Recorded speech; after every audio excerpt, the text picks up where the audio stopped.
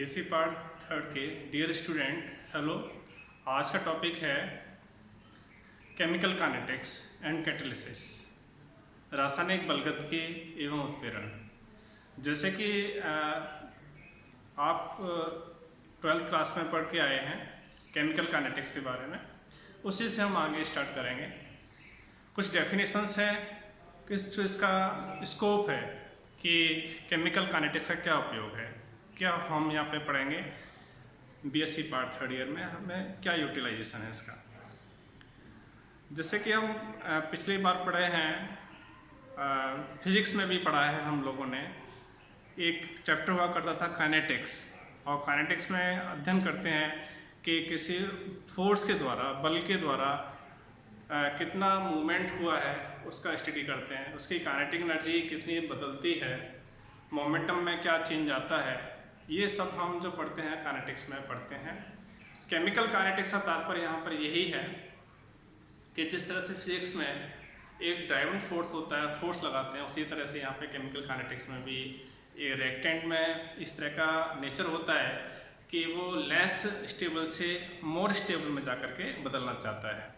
तो ये रिएक्शंस होती हैं। कुछ रिएक्शंस बहुत फास्ट होती हैं, तुरंत हो जाती हैं, तात्क्षणिक होती हैं। वो कौन सी रिएक्शंस होती हैं? आयनिक रिएक्शंस होती हैं। जबकि कुछ रिएक्शंस होती है जो मॉलिक्यूल्स के बीच में होती है, और वो मॉलिक्यूलर रिएक्शंस कहलाती है। मॉलिक्यूलर रिएक्शंस में पुराने बॉन्ड, कोवलेंट बॉन्ड होते हैं, वो टूटते हैं और नए बॉन्ड बनते हैं। इस प्रोसेस में बहुत समय लगता है।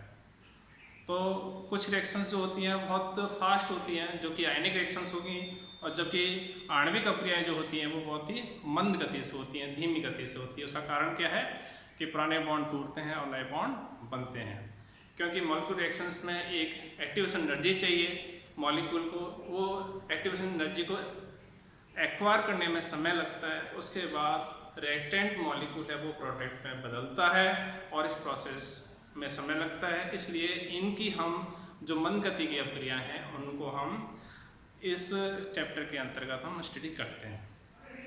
आगे इस केमिकल काइनेटिक्स का स्कोप क्या है? केमिकल काइनेटिक्स की सहायता से हम ऐसी अभिक्रियाओं का अध्ययन करते हैं जिनमें कई सारे इंटरमीडिएट बनते हैं। जैसे कि आप फर्स्ट में ऑर्गेनिक केमिस्ट्री में पढ़ के हैं रिएक्शन एंड मैकेनिज्म वाले चैप्टर में, कि ऑर्गेनिक मॉलिक्यूल में कोई बॉन्ड टूटता है, तो कोई बॉन्ड टूटेगा तो एक नई स्पीसीज बनेगी, उसे हम इंटरमीडिएट कहेंगे, और उस इंटरमीडिएट के द्वारा वो प्रोडक्ट में बदलता है। तो ये जो रिएक्शंस होती हैं, मंद गति की रिएक्शंस होती हैं, मॉलिक्यूलर रिएक्शंस होती हैं, इनमें बहुत सारे इंटरमीडिएट बनते हैं, उनकी हम स्टडी करते हैं। और इन इंटरमीडिएट की सहायता से यदि हम किसी रिएक्शंस को मोड़ना चाहें तो हम मोड़ सकते हैं, चेंज करना चाहें। जैसे कि किसी रिएक्शंस में कोई प्रोडक्ट है, उसको ना चाह करके हम दूसरा प्रोडक्ट लेना चाहते हैं, बाय प्रोडक्ट लेना चाहते हैं, उनकी संख्या, उसकी मात्रा को या उसकी यील्ड को बढ़ाना चाहते हैं, तो हम इस काइनेटिक्स की सहायता से बढ़ा सकते हैं। तो ये हमारा स्कोप है यहाँ पर। साथ ही साथ हम यहाँ पर ये भी अध्ययन करते हैं केमिकल काइनेटिक्स की सहायता से कि इसका रिएक्शंस का मैकेनिज्म क्या होता है।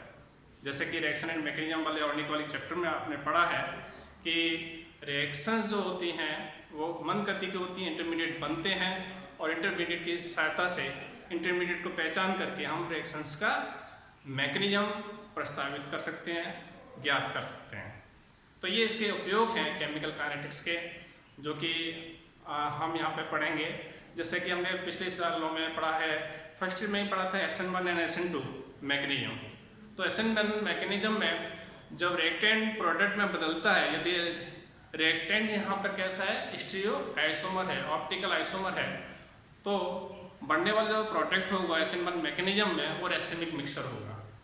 यानी कि दोनों तरह के प्रोडक्ट बनेंगे, D और R और S दोनों ही कॉन्फिगरेशन के यहाँ पे कंपाउंड बनते हैं। और यदि अभिक्रिया में केवल इन्वर्जन, प्रोडक्ट में केवल जो रिएक्टेंट है उसकी तुलना में उसका विन्यास बदल जाए, जैसे R रिएक्टेंट है तो प्रोडक्ट के रूप में हमें S मिले, यदि S रिएक्टेंट है प्रोडक्ट के रूप में हमें R मिले, R विन्यास वाला कंपाउंड मिले, तो ये क्या कहलाता है? इन्वर्जन कहलाता है। और इन्वर्जन कब होता है? SN2 मैकेनिज्म में होता है। Nucleophilic substitution reactions, biomolecular reactions में इन्वर्जन होता है, और SN1 मैकेनिज्म में रैसिमिक मिक्सचर मिलता है। इस तरह से हम इनके स्टडी करते हैं कि रिएक्शंस किस तरह से होती है, किस तरह से यहाँ पर रिएक्शंस का पाथ क्या होगा, उसका मैकेनिज्म क्या होगा, इस तरह से ज्ञात कर सकते हैं। अब हम जैसे कोई रिएक्शन है तो रिएक्शंस के लिए वेलोसिटी निकालनी है हमें, मंद गति की अप्रक्रिया होती है तो वेलोसिटी ज्ञात करने के लिए क्या होता है, सीधा सा है कि रिएक्टेंट की सांद्रता, जैसे कि किसी अप्रक्रिया की दर निकालनी है तो रिएक्टेंट की सांद्रता में परिवर्तन अपॉन जितना समय हम स्टडी में लगा रहे हैं उतना समय के हम डिवाइड कर देते हैं, तो वो क्या कहलाता है, रेट ऑफ रिएक्शंस कहलाता है ना। तो चूँकि यहाँ पर सांद्रता में कमी होगी, अभिकारक की सांद्रता में कमी होगी, तो जब सांद्रता में कमी होती है तो रेट ऑफ रिएक्शंस जो होगा वो कैसा होगा, रिएक्टेंट के संदर्भ में माइनस में होगा और प्रोडक्ट के संदर्भ में हमेशा ही पॉजिटिव होगा, क्योंकि प्रोडक्ट में हमेशा ही जीरो से लेकर के हम आगे बढ़ते हैं, कंसंट्रेशन इंक्रीज होती है, और जबकि रिएक्टेंट की कंसंट्रेशन में कमी आती है।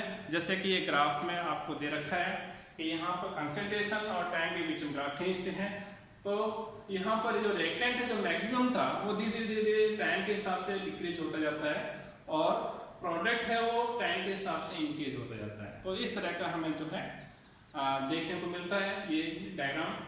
तो इस तरह से यहाँ पे जो रेट होगी, जैसे A + B = C + D, ये कोई एक रिएक्शन है, हमने जनरली मान लिया है, तो रेट ऑफ रिएक्शन जो होगा वो A के संदर्भ में क्या होगा, -dCA/dt, जहाँ पर CA क्या है, concentration, change in concentration of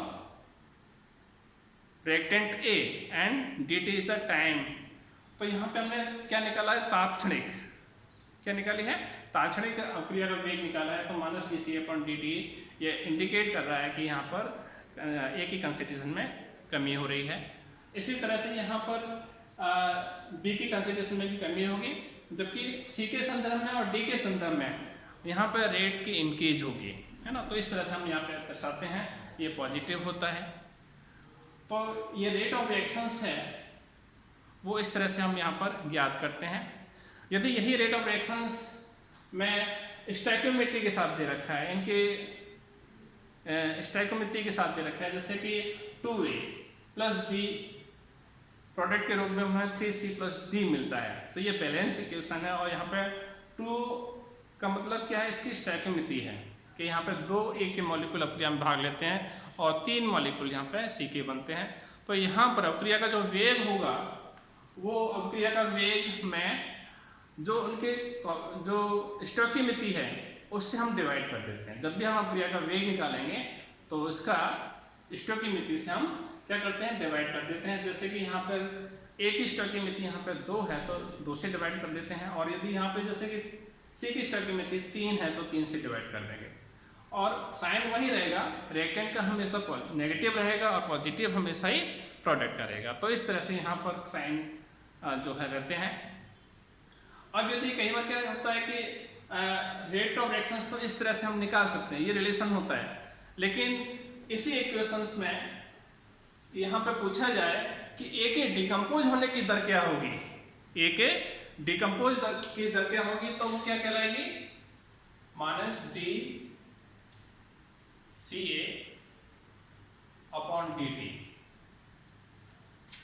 अभिकारक A के डिकम्पोज होने की दर क्या होगी, -dCA/dt होगी, और अप्रक्रिया का वेग क्या होगा, -12 dCA/dt।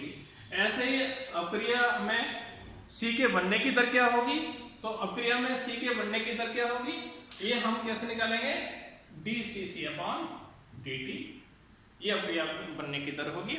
तो इस तरह से बनने की अप्रक्रिया में C के बनने की दर ये है, अतः यहाँ पर ये जो रिलेशंस होगा वो 3 टाइम्स होगा किसका, रेट ऑफ रिएक्शंस का।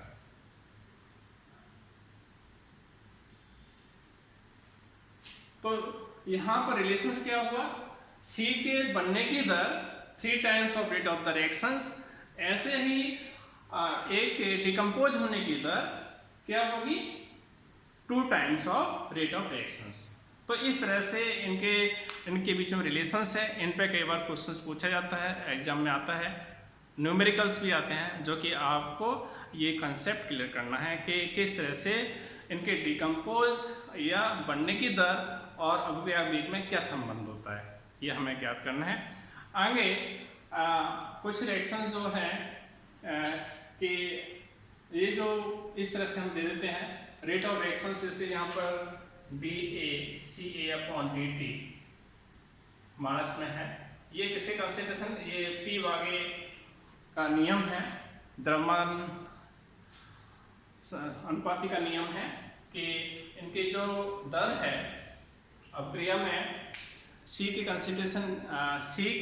कंसेंट्रेशन में कमी की जो दर है वो उसके कंसेंट्रेशन के ही समानुपाती होती है ना। ये नियम किसने दिया था, ये नियम कहलाता है द्रव्य अनुपाती का नियम, है ना। लॉ ऑफ मास एक्शन क्या कहलाता है, लॉ ऑफ मास एक्शन। उसके आधार पर ये -dCA/dt is proportional to CA, ये नियम दिया है पी वागे, है ना। और इस तरह से ये जो है आगे ये समानुपाती है इसके, अतः समानुपाती को उठा करके हम क्या करते हैं dCA/dt, इसको उठा करके एक नया कांस्टेंट लेते हैं CA के यहाँ पर क्या है कि यहाँ पे कहलाता है रेट कांस्टेंट। क्या कहलाता है, रेट कांस्टेंट। अतः C के संदर्भ में जो रेट होगी dCA/dt इक्वल टू -KCA। तो ये जो इक्वेशन है ये डिफरेंशियल फॉर्म में है, ये इक्वेशन किसमें है, डिफरेंशियल फॉर्म में है। तो ये रेट लॉ भी कहलाता है, ये क्या कहलाता है, इस रिएक्शंस के लिए रेट लॉ भी कहलाता है। और यहाँ पे क्या है, K है, एक क्या है, K कांस्टेंट है। यहाँ पर यदि A की कंसेंट्रेशन पर डिपेंड करता है तो CA हो जाएगा, यदि B की कंसेंट्रेशन पर भी डिपेंड करता है तो यहाँ पे CB से मल्टीप्लाई कर देंगे। तो इस तरह से ये CA/CB कहलाता है। और ये P Wahge mass of law of mass action का जो है अकॉर्डिंग ये फॉर्मूला है। आगे नेक्स्ट हम लेक्चर में बताएंगे कि K की यूनिट क्या होगा, ये किस पे डिपेंड करेगा, इस रेट को प्रभावित करने वाले कारक कौन कौन से होंगे, ये हम अगले वीडियो में आपको समझाएंगे। Thank you for listening.